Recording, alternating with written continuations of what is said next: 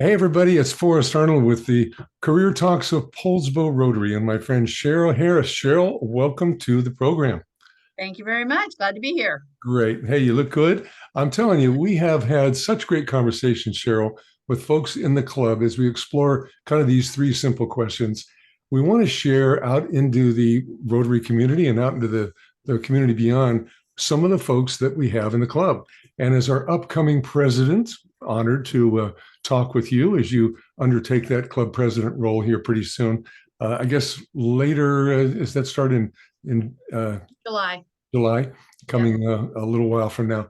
But Yeah. hey, Cheryl, welcome to the show here. And you've been with Rotary for a little while, I guess. Yes, 5 years now. Very good. Well, We're good. coming up. Always bring a lot of fun. And the whole course of our conversation on Career Talks is to say, what's some really valuable memory from your work career that was really educational or deepened you? It had impact, and it comes to mind now. What comes to mind? Okay.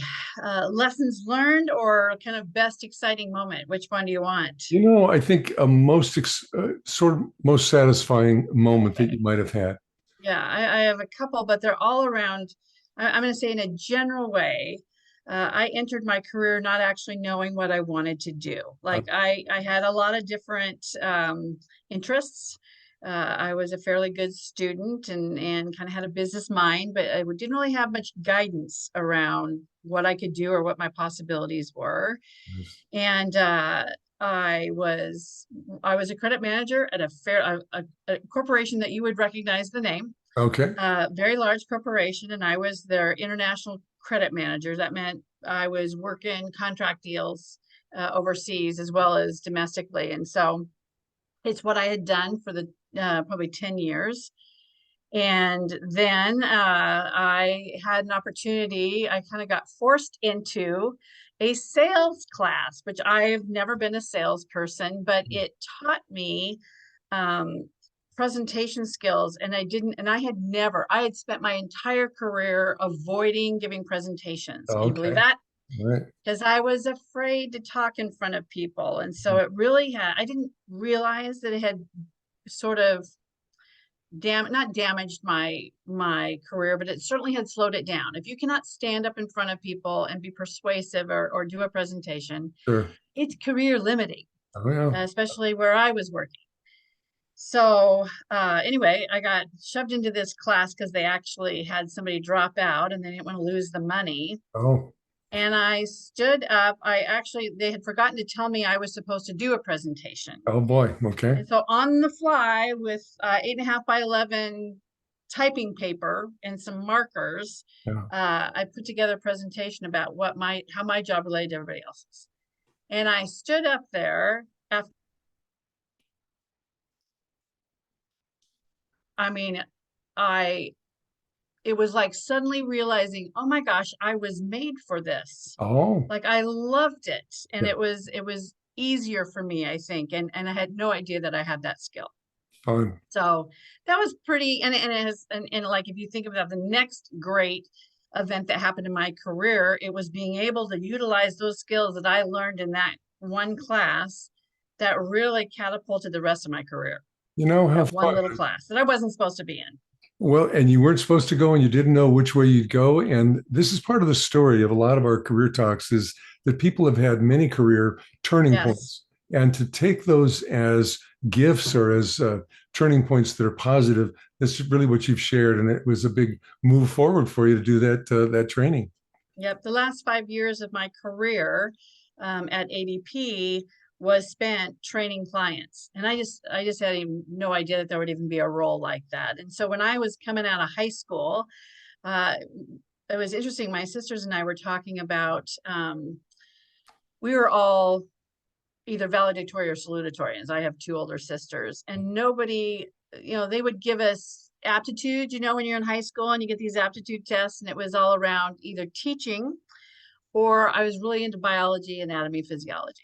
Okay. Well, so the choices they gave girls at that time was you could be a school teacher or Okay. a nurse, Oh, good. Yeah. which neither one of those was very interesting to me. And kind of that coming around, getting that opportunity to take that training turned into a training career. I had turned every role I had, even though it would have credit director or some other title, I turned it into a training position. Nice, I nice. just didn't know I was doing that. And you know So what, Cheryl, I think what you're pointing to is something I think is an inspiring part of anybody's career possibility to take a risk. And even if I feel kind of pushed, to take a risk and find another dimension of our own skill and yeah, to have that be adaptable and build our way. It sounds like yep, a great story. yeah. Nice, nice. Well, in the club, you're certainly seen as one of the firebrand people, and I love that you bring. That could be Uh, good or bad for us. I'm telling you, it could be trouble if you're on Could the be a receiving rocky end. year. If Could be a rocky Cheryl year.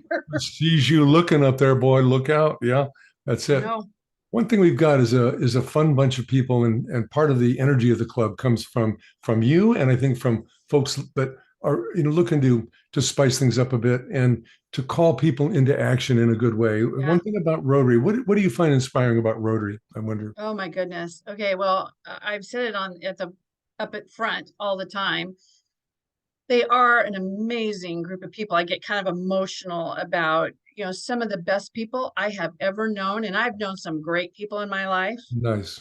Some of the best people I've ever known who, when they see a need, jump in and go. I just had a conversation with one of my best friends in Rotary. And I said, "You're an amazing person. You see a need, you go and fill it." Nice. And she drags me along with her. So I think one of the most amazing things is when I walked in to that Rotary Club, I wasn't invited by anyone. It wasn't anybody's guest. Oh, okay. But my sister has been in Rotary for a zillion years. Hmm. And she said, we had just moved here. And she said, "You want to know the best people in town? You go join a Rotary Club." And so I walked in and was invited to a table and met some amazing people. And then I got to hear artists tell a little bit of an off-color story. Absolutely. And Yep. immediately I came home and I said, "These are my people." Oh, And it's fun. just, we take the work seriously, but we don't take ourselves seriously. And that is amazing. That's it. That's great leadership right there. It And is. It totally is. I love that. And the fact that you dove in and, I have a friend that just moved to Colorado Springs area because he was looking to get into a new community and a little more affordable home. So we helped Yeah. him get that house. Now that was good, but I'm telling him exactly this. Rotary Club is a way to meet a bunch of people in town that are Yep. ones that have stepped out of their living room and come up and are friends, but are friends in service. It's really a great story. Absolutely. Nice. Yeah. Good, Cheryl. Well, shoot, as you think back on the times, we kind of touched on some of the things that might have been rewards taken from those memories. But what would you give somebody in terms of advice about career direction if they were going to go into credit management? That's not what you necessarily call, oh boy. Uh, but Nobody goes to college to do that. I'll just tell that's, you. that's it. But what did you take from those career experiences that would be advice you'd give to some person in career change? Yeah, and I would have to say the biggest lesson that I learned, and I don't even know when exactly I learned it. Maybe it's in retrospect that I learned it, was that every job that you do and you do wholeheartedly, Yes. even if it's a lame job, it's not the job, it's not the dream job, can teach you something. Nice. And I was thinking about this as we were kind of preparing for this call. And I think, my first job was milking cows and driving truck for my dad. Oh my. And I learned that you don't shake the grain too hard or spend too much money on the grain, and you don't hit the brakes too hard when you're driving hay truck because you're going to knock him off the hay truck. There's And you that. think that that's you think that that's like, well, there's no way that that's transferable, and yet it sort of is. Yeah. It's like, be careful with the people who are, in a dangerous situation. And then my second job was teaching swimming lessons and lifeguarding. Nice. And you'd think, well, there's nothing transferable there in business, and yet there was. I was responsible for the safety of young children, Sure. and so every job I had, even if it was just a job leading up to another job, every single one had a lesson. And I know that you talk to some young people and they don't want to take any job that isn't the job. Oh yeah. There you And go. And I think they're stealing from themselves the Mm. lessons that can be learned. And sometimes the best lessons I learned were the worst jobs I've had. Oh boy. Yeah. Worst job. I mean, or one of the most toxic environments I ever was in. Oh, I learned to stand up for myself yep. and stand up for what was right. Good. And that was still an old credit job. And Yeah. that's not where I ended up. I ended up in payroll HR, Yeah. working with corporations and teaching them about the best HR practices. Oh, And that was the dream job, but it took a while to get. And I got them because of all the other jobs. I think that's the takeaway, isn't it? That if Yeah. we think about, gee whiz, I'm going on a certain career path, and I'd love to just have it come to me and all that. But the notion of building a track of experience, I think a young person or a person of any age doing career change, hopefully they can keep their act together enough to learn and progress. That's great. Yeah. Good story. I'm going to expound a little bit on that too, as I told you about the training that I took when I shouldn't have been even in the classroom. Mm. I was anti-sales. I was the credit manager, which is like sales busters in Oh, that world. And I was so surprised to kind of find myself there, very scared.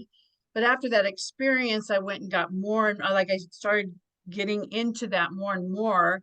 And it is that class that actually years and years later, when I'm working at ADP and working with clients, and this new role had never been done before, was teaching about HR practices for newly implementing clients in right. payroll, right?